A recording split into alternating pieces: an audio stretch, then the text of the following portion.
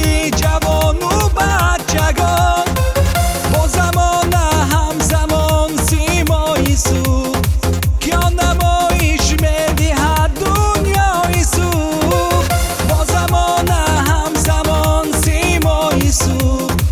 که آن نمایش می‌دهد دنیای سو